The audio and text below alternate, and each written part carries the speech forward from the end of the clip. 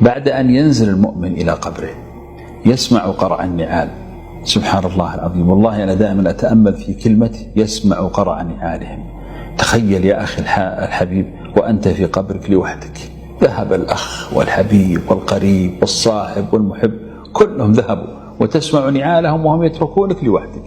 أغلى ما يستطيعون أن يقدمون لك أن يدفنوك، أكثر من ذلك لا يستطيع أن يقدموا لك شيئا.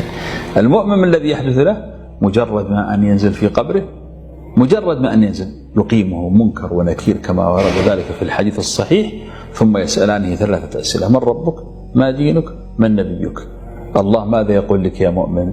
يثبت الله الذين آمنوا بالقول الثابت في الحياة الدنيا وفي الآخرة. إذن هذا هو الآن بدأ وعد الله ينفذ، أن الله سيثبتك. ولذلك المؤمن يقول: ربي الله، دين الإسلام، نبي محمد صلى الله عليه وسلم.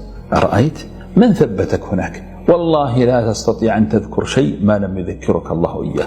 في قبره المؤمن وهو تحت تفتح له طاقة إلى النار فيخاف، فيقال: لا هذا مكانك لو عصيت الله. فينظر إذا طاقة إلى الجنة فيقول: هذا مكانك لأنك أطعت الله. فيبدأ ينادي: يا ربي أقم الساعة. يتمنى أن تقوم القيامة لكي يرجع إلى أهله وماله.